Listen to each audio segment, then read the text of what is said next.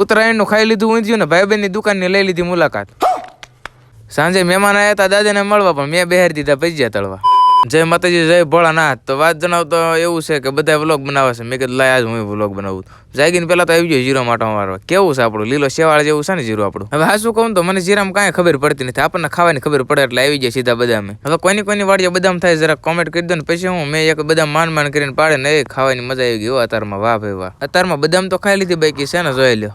શાબાશ બેટા. ધીરે જોયું કે દાદા ખોવાઈ જાય. મોટા બને મેં કીધું ક્યાં જાય તો કે એ તો ખેતરમાં આટો મારવા જાય. હવે વાડીએ રહેતા હોય ને ખબર જ હોય. સવારના પોરમાં પેલા તો સમજો આપણે મોલમાં આટો મારવાનો હોય તો દાદા આટો મારવા ગયા તો વાહ હું પૂછ્યું. આપણને કાંઈ ખબર તો પડે નહીં. આ માથા માથ ફેરવ્યો ના હાલે. હવે એમાં એવું છે ને કે દાદા એમ કહેતા કે આ 5 કેરામાં જીરું છે ને થોડું કાળું પડી ગયું છે અને અંક્યોરના 5 કેરા રહે ને એમાં થોડુંક પોપટી કે લીલા જેવું દેખાય છે એટલે કોળું ટૂંકમાં. આ વર્ષે વરસ હોતા એમ કહેતા દાદા કે વણ જીરા બધાને હારા છે પણ તમારે જીરું વાયું છે કે શેણે વાય જરાક કોમેન્ટ કરી દીજો. આ બધું જીરું રહ્યું ને અમારું અને મારા કાકાનીનું છે ને આ મકાન આપણા છે બાકી જોઈ લો. અત્યારમાં તો નજારા આવે કઈ ઘટે પણ અત્યારમાં મહેમાન આવી ગયા મોટા બાને મેં કીધું સા મૂકી દો હાલો. પહેલેથી આપણા વિડીયો બહુ જોવે સા ટીકડી ટી પાઈ દીધો ને અત્યારમાં જમાઈ દીધો ડાયરો. દાદાને મેં કીધું તમે બેહો હું હવે જાઉં છું ગામમાં પતંગો જોવા. આપણને ઉડાડવાનો બહુ શોખ નહીં પણ જોવાનો બહુ શોખ. પછી હું મામાનો ફોન આવ્યો કે હાલ કે વિશે જવું છે કે આજ ઉત્તરાયણ છે ને કે ઊંધિયું શાક લેવા. મેં કીધું કાંઈ વાંધો નહીં હાલો હાલો. હવે પેલા તો આવી ગયા 6000 રેસ્ટોરન્ટમાં. ના તો હતું ઊંધિયું 150 રૂપિયાનું કિલો ને દમાલું 140 રૂપિયાનું કિલો. પછી આવી ગયા મહાલક્ષ્મી રેસ્ટોરન્ટમાં. ત્યાં તો હતું ભલામણા 200 રૂપિયાનું કિલો શાક પણ શાક એટલે આલા ગ્રાન્ડો કાંઈ ઘટે નહીં. મેં કીધું આઈને ખાઈ લઉં.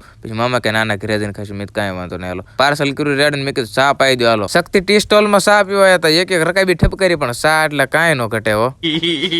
ઉત્તરાયણમાં આ વખતે પતંગ ઓછી પણ આવા ડાગલા બહુ ઉડતા અને ખાસ કરીને કોમેન્ટ કરો તો આ દુકાન કોઈની છે ને અહીંયા કેટલા કપડા લેવા આવ્યા છે. હવે એમાં એવું છે ને મિત્રો થોડાક દી પહેલા આપણા મિત્ર એક નાનકા છોકરા માટે કપડાની દુકાન કરી હતી. ઉદઘાટનમાં તો આપણે આવવાનું નતું એટલે મેં કીધું લાય અત્યારે આંટો મારતા આવી. હવે એની દુકાન હતી મેન બજાર અશોક મેડિકલ વાળી શેરીમાં માં શક્તિ ચિલ્ડ્રન વેર. હવે થોડાક દી પહેલા જ આ દુકાનનું ઓપનિંગ કર્યું હતું એટલે ભાઈ